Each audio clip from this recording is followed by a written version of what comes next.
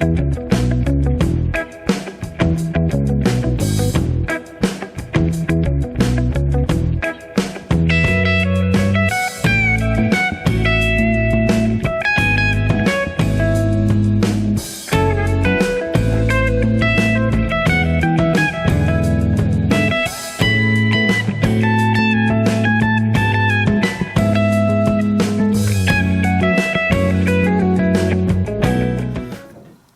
everybody, been a while since I've done an update. I think my last one was called Summer Distractions, and that was quite a while ago, and then it was quite a while before that video.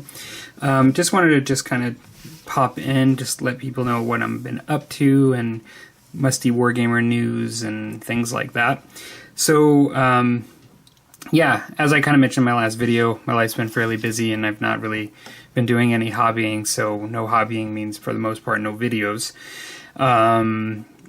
I was doing the Burrows and Badgers stuff, and I've really liked those miniatures, and I'm really looking forward to trying that game. But to be honest, because it'd been sitting on my table all summer as I was using my hobby room as a pseudo work office at the time, you can imagine that I have some not so good associations with those miniatures right now. It's really hard for me to jump back into painting with the stuff that's been just sitting there forever. So I've kind of put those aside. I'll come back to them later.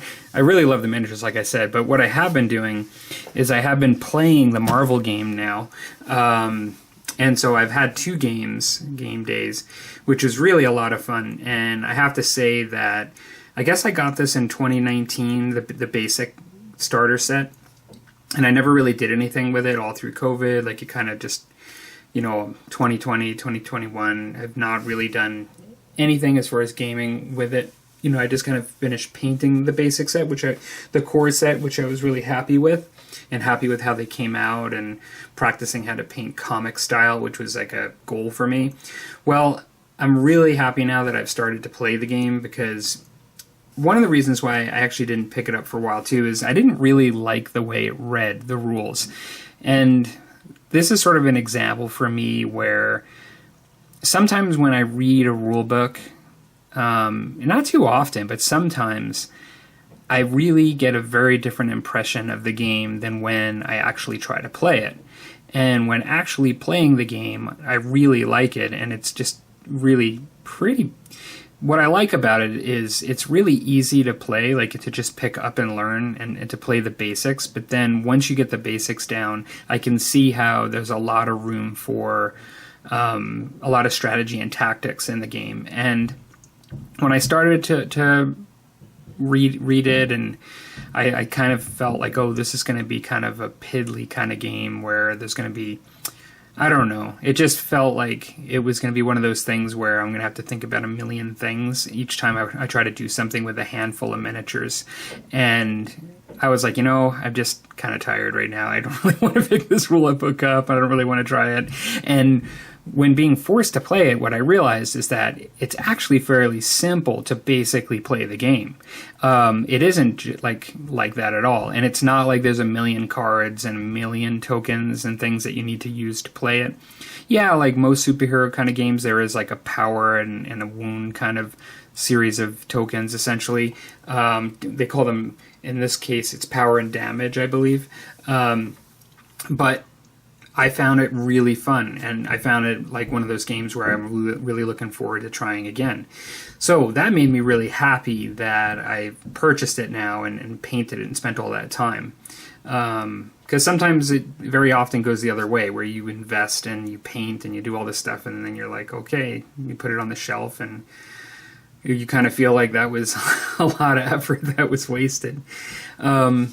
So some of you may have seen these already, these two. I ended up getting expansion models for Vision and Winter Soldier and Doctor Strange and Wong in the past.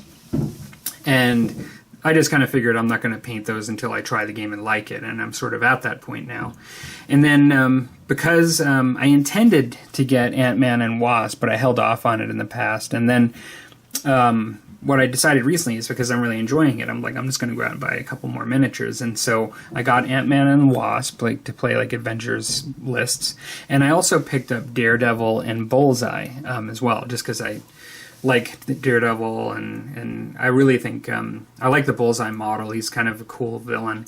I'm trying to think of, I'm mainly running like Avengers style team, but then I'm also interested in kind of getting kind of a weird group of villains too that I'd like to be able to run as well, and Bullseye fits right in there for me.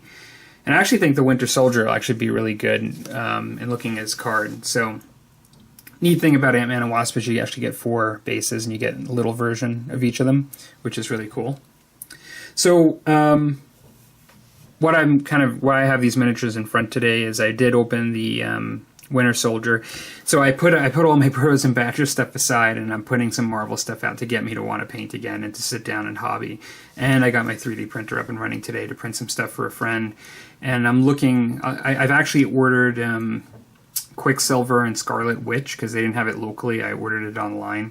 And for Quicksilver, which is really, I think Scarlet Witch is the powerful character within the box, but Quicksilver is the one just from the comics that I kind of wanted to have. I'm printing a little zoom kind of phrase that I can put behind him, almost like because he's kind of running, sort of like a comic book style thing where it shows like whatever they're doing. Like, you know, if somebody's going really fast, we'll say zoom behind them. So I kind of am doing that for fun. So I'm going to be painting Vision and Winter Soldier next. See what I can do here as far as zooming in here. Winter Soldier, I know a lot of people don't really like this model. I'm going to paint him just like the box because I don't really have a whole lot of attachment to this character from the comics themselves, although my daughter and I rewatched Captain America Winter Soldier last night for fun. I hadn't seen it in years and forgot most of the movie, to be honest. But I actually kind of think I'm going to enjoy him in the game because sometimes I looked at his card and I actually think he's kind of cool in the way he plays. Vision, I think, is going to be really good in the game.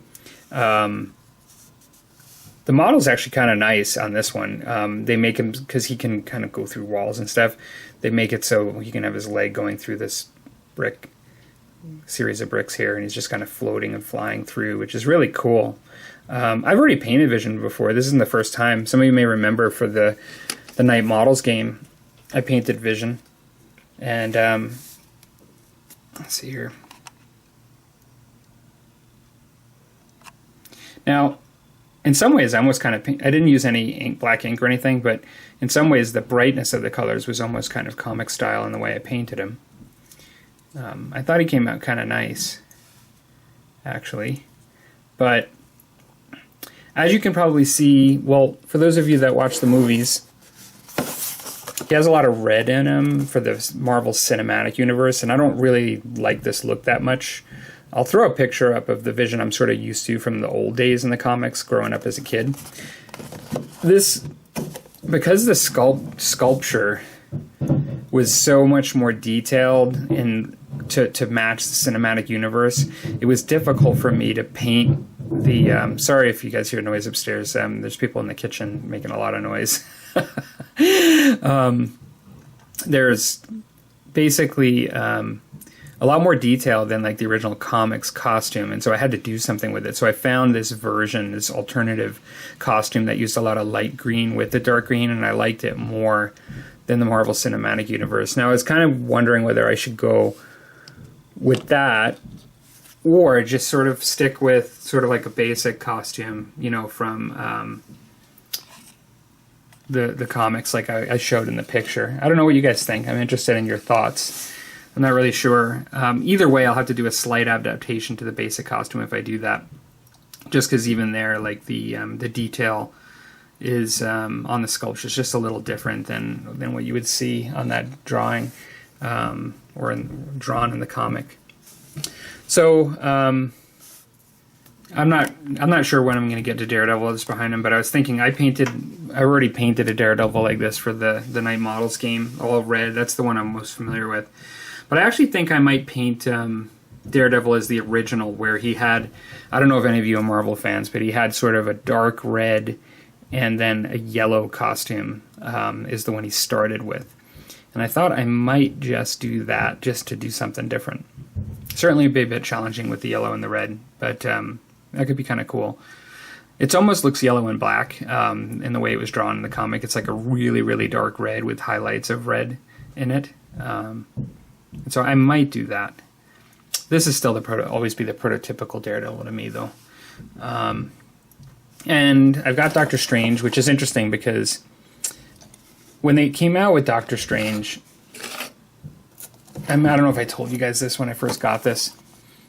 They came out with this sort of really movie-style version, and then now they've released a duplicate model that looks more like, it's called the Sorcerer Supreme, and it's more like the classic character with the bigger cape, and like the actual collar on the cape is much higher and just looks so much cooler than this one.